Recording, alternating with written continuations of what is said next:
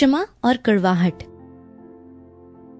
इसलिए यदि तुम मनुष्य के अपराध क्षमा करोगे तो तुम्हारा स्वर्गीय पिता भी तुम्हें क्षमा करेगा, और यदि तुम मनुष्य के अपराध क्षमा न करोगे तो तुम्हारा पिता भी तुम्हारे अपराध क्षमा न करेगा।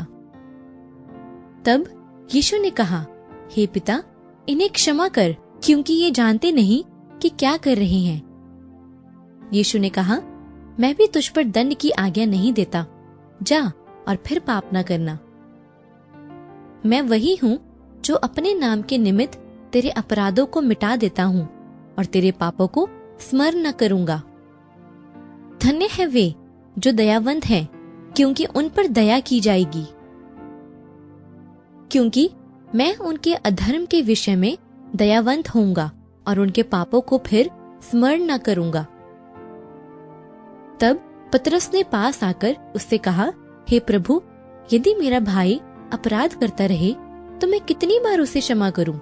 क्या 7 बार तक? यीशु ने उससे कहा, मैं तुझसे यह नहीं कहता कि 7 बार, वरन 7 बार के 70 गुने तक।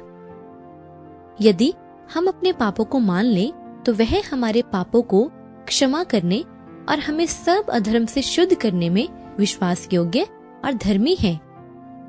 उदयाचल अस्ताचल से जितनी दूर है, उसने हमारे अपराधों को हमसे उतनी ही दूर कर दिया है। पलटा ना लेना और ना अपने जाति भाइयों से बैर रखना, परंतु एक दूसरे से अपने समान प्रेम रखना, मैं यहोवा हूँ। दयावंत के साथ तू अपने को दयावंत दिखाता और खरे पुरुष के साथ तू अपने को खरा दिखाता है। क्योंकि हे प्रभु, तू भला और क्षमा करने वाला है, और जितने तुझे पुकारते हैं उन सबों के लिए तू अति करुणामय है। कृपा और सच्चाई तुझसे अलग न होने पाए, वरन उनको अपने गले का हार बनाना और अपने हृदय रूपी पटिया पर लिखना, और तू परमेश्वर और मनुष्य दोनों का अनुग्रह पाएगा, तू अति बुद्धिमान होगा।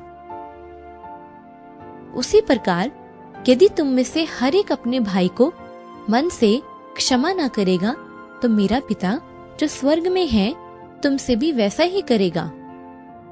और जब कभी तुम खड़े हुए प्रार्थना करते हो तो यदि तुम्हारे मन में किसी की ओर कुछ विरोध हो तो क्षमा करो, इसलिए कि तुम्हारा स्वर्गीय पिता भी तुम्हारे अपराध क्षमा करे।